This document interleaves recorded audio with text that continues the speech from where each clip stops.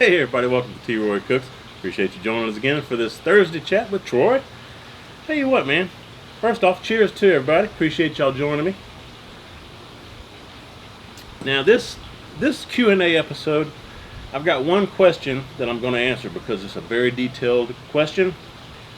It actually has a very detailed answer. Okay. This question is a couple of pages long for the answer. This question was asked by Jason Banks. He says, can you answer questions about various spices people use to create a good bark on your pulled pork? Now, I did a lot of research on this one because I've been wanting to know how come the bark turns out differently on different cuts of meat and different situations. I was real curious about the bark itself. So, Jason, thanks for the question. I'm going to take it and run with it this way, describing bark. What is bark? How does the different ingredients affect bark? All the good stuff. All of my research was done, and I'll put the links down below again in the description box. Y'all hit show more. It'll open the description box, and y'all can find the links that I'm going to put in here and all the answers and everything. But my research was done on AmazingRibs.com and also BBQGeeks.com. So I've taken some of their research, reworded it a little bit to make it more simplified because you can get scientific on you. The main question is, what is bark? Bark is a hard, crust-like substance, and it forms on the outside of the meat that is smoked over a low heat for a very long period of time. The bark itself is a result of the combination of things that are on the surface of the meat. You've got your dry rub. You've got some caramelized sugars. A lot of time your rub has sugars, but the meat also can have some sugars in it. It's got rendered fat. You know, your fat renders out. You've got that on the surface, and it also helps to moisten the inside of the meat. You've also got smoke. Where there's barbecue, there's smoke. Smoke has a lot to do with your bark. There are, looks like 5 different things that kind of go hand in hand with the bark making process.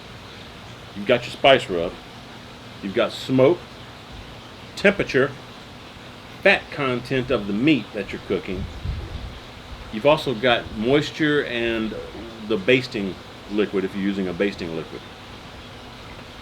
A good bark is not something that just happens to anybody. I mean, a good bark is dependent on the conditions that the meat is cooking in. Again, you've got the rub, the smoke, the temperature, the fat, and the moisture, the humidity of the environment you're cooking it in, okay? The conditions for cooking meat so that you get a good bark, they must be correct. There's a correct ratio, I guess, and barbecuers that have been doing this for 40 and 50 years, they've got it down pretty good usually. You know, you get a piece of a barbecue that's got that really super dark black lacquer looking, like black licorice looking coating on the bark. Man, that's some good bark, okay? And the rib video that I just did, you saw it didn't really have a bark. That's because I was basting those ribs at the very end, like every 15 minutes or so for the last hour of the cook. That's a moist environment. It doesn't tend to lead to a good bark. You'll find out here in a second. The bark is a byproduct of a complex chemical reaction that includes the Maillard reaction. I hope I'm saying that right. Maillard reaction is a chemical reaction between the amino acids and sugars that give a brown flavor to the food. Like when you grill a steak, you get the grill marks. That's the Maillard reaction going on. Those grill marks, as I'm sure many of you know, that's flavor, man. That's the Maillard reaction, okay? It's a complex chemical reaction. The process begins when you coat the meat with a spice rub. All right, so that's the first step. You got to have a good rub, and usually the rub will have salt and pepper, of course, but also some kind of sugar, a brown sugar, or possibly some honey or molasses, some type of sugar. Okay, I've even used agave in my beef jerky. Works great. You've also got some coloring agents like some paprika, stuff like that in a rub. And then once you have those four, the salt, pepper, the sugar, and the paprika, you throw whatever you want. Onion, garlic powders, peppers, chipotle pepper, chili powder. Just go on with whatever you want to put in there. But that's the four basic ingredients of a good rub. The other spices, they'll add a more complex flavor. And it really depends on the flavor you're looking for, so you may want to test out just making your own rub. In fact, I'm going to start testing out making my own rubs too, because I'm getting a lot of requests from all of you out there trying to see if I've got any rubs available. I'm working on it. Okay, so y'all stick around. I'm working on it. A rub that's heavy on the spices is going to create a spice crust that's usually about 1 millimeter thick. All right, and when you take the rub and you kind of sprinkle it on there generously and pat it down, you usually got about 1 millimeter thickness. A thin rub that has mostly salt will create a lighter, thinner, and they call it a pellicle layer, which is about a 0.5 millimeter thick. Some of the ingredients will dissolve in water, and some will only dissolve in the fat. As the meat slowly smokes, I generally go 225 to 250 Fahrenheit. But as the meat smokes slowly, the moisture from the meat and the water vapor in the smoke dissolves the water-soluble compounds that are in the rub, such as the salt and the sugar. And they melt the rub into a gritty slurry, okay? So you get, and I'm sure most of you that have cooked barbecue, you know that. I mean, it's almost like when I put a rub on some ribs and I leave them out at room temperature to come up to room temperature. The rub itself is like a paste, and it looks really cool. Okay, that's what they're talking about. It's like a gritty slurry. And as the fat renders during the cook, it mixes with the rub and dissolves some of the spices that are fat soluble. So again, you got different spices and stuff in your rub. It's going to react either to the water content or to the fat. Some won't dissolve in the fat, some won't dissolve in the water, vice versa. The salt penetrates inside the meat by an electrochemical reaction with the water, but the molecules in most of the other rub components are too large to get beyond the surface. So they stay on the surface and become more of a glaze, like I was just talking about when I have the ribs sitting out at room temperature with some rub on it. You get that nice gritty slurry glaze, okay? The second most important thing for a good bark that I mentioned was smoke. The longer a piece of meat is exposed to the smoke, the darker the bark will be. It just happens. A piece of meat that's smoked for about 15 hours will almost look burnt, but it's not. If it's done correctly though, this bark is a highly coveted piece of the meat, like burnt ends. Good stuff, if it's done right. The smoke particles within the smoke itself, okay, they stick to the glaze and they change the color of that original glaze where the rub is. Without the smoke, the bark's usually a dark mahogany red, depending on what's in the rub. But with smoke and enough time, it can be transformed into a lacquerish black, shiny lacquer. And a lot of you old timers like me, we used to paint using lacquer. You're talking about a nice glossy finish, smooth as glass. Oh, it looks good. That's what they're talking about. It's a really nice bark. You get that nice dark black licorice. It's good stuff. The third component in a good bark is the temperature. When it comes to producing good bark, temperature is a very important factor. If the temperature is too low, the bark will not form. If the temperature is too high, the meat will char instead of forming a bark. So that's why you need to cook in about the 225 to 250 Fahrenheit range if you want a good bark. Approximately 1/3 to 2/3 of the way into the cook, as the water starts to evaporate from the meat, cooling the meat down, that's the stall, it slows down the cooking process. The rub will not stop the evaporation of the moisture within the meat. And this is the time when the stall begins to happen, like I just said. You may actually see steam rising from the meat when it starts the stall process. And that, again, that's the water evaporating through the rub out into the inside of your pit. And eventually, when enough moisture has escaped from the meat itself, then the rub starts drying out. And that's when the Maillard reaction kicks in, and the chemistry of the outer layers of the rub and the meat begin to change. The Maillard reaction works best at high temps, like when you're grilling a steak, but it can still occur at low and slow barbecue cooking temps. As the meat proteins under the spices of your rub bind and clump together, they form a complex, tightly bound matrix of compounds called polymers, which form a skin, which is called the pellicle. This pellicle, again, is about 1/2 millimeter thick, and it's on the surface of the meat itself. It's just beneath your rub. I'll talk more about that here in a second. Once the polymers are formed, they are permanent. Once the polymers are formed, that pellicle layer, they're permanent and you can't remove them. Again, it's like a skin. It's like your skin. You can't remove it. Well, you could, but no. A nice way to look at this is like if you've seen a smoked ham, you've got that really outer edge, the last 1/2 millimeter or so of the meat itself. You see that little red skin layer, little dark skin layer on the outer edge, the 1/2 millimeter thick? That's the pellicle.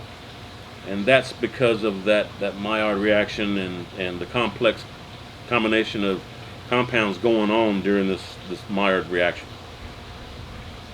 The fat content is another key factor forming a bark.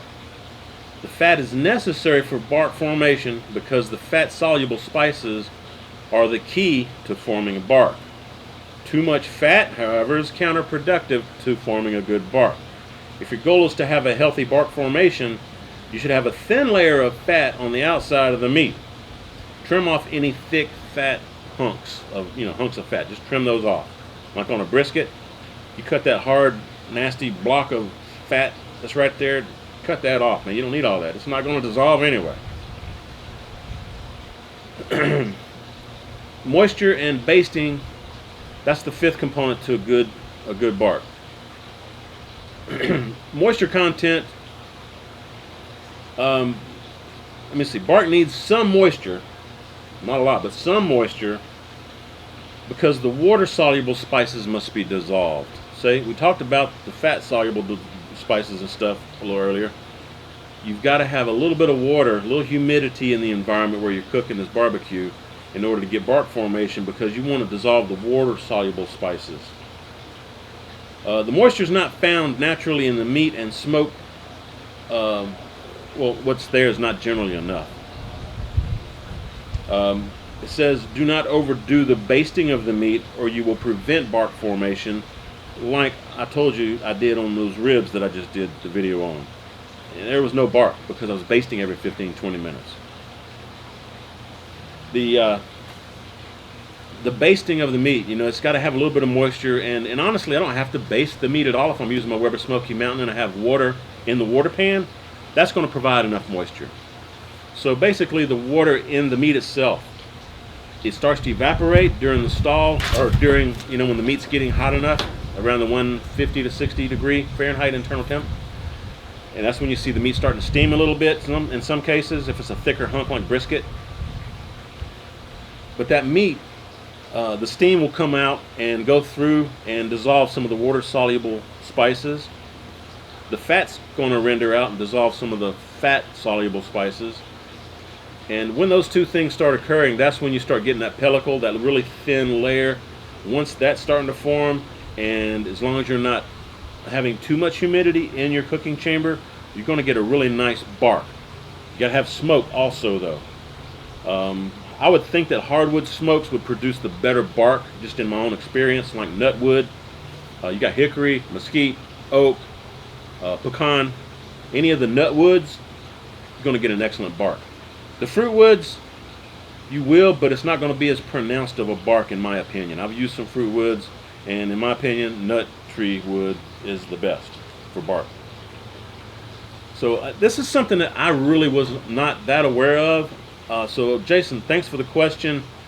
I hope that this helps quite a few of you, and I'll try to go into a little more detail during a cook and see what the differences do and how my bark comes out. See if I can get a little bit better bark formation going forward when I do some barbecue. And I got to get some wood. Somebody asked me today about my offset, my Yoder Wichita offset smoker. I need some wood. I've got to get one of the local tree cutting places around here to drop off some wood for me, or I need to go pick it up because I'm about out of wood. But once I get some more wood, I'll be firing up the offset. You know, we can barbecue here in Central Texas pretty much 24/7, 365. Just to end this up here, I've got some tips and tricks. If you really want a good bark, you need to make more surface area. So for instance, for a pork butt, you may want to cut the pork butt in half. Take the bone out if you need to. More surface area means more rub on the meat itself, on the surface of the meat, more bark formation. Let's see. Don't put your meat in a pan. You won't get a good bark. Put the meat on the grill grate. It's got to have a convection of air going all around it for good bark formation. Don't wrap the meat. If you want a bark, do not wrap your meat.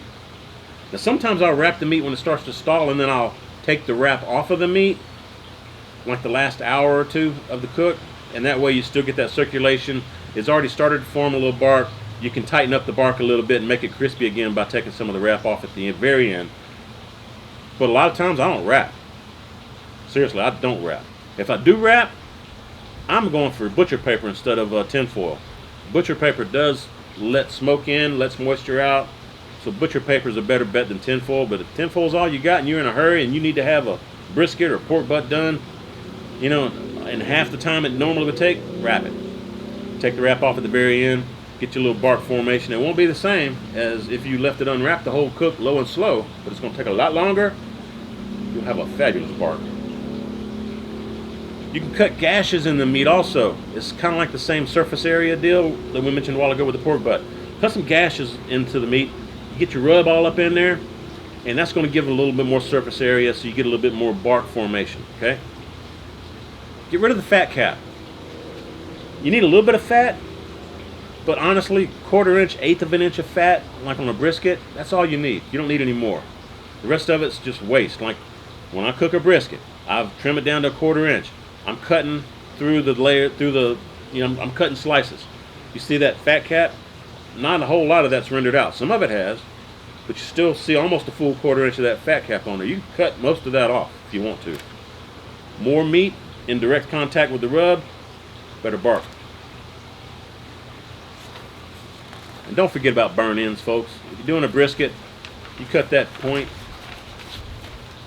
Cut the point in cubes.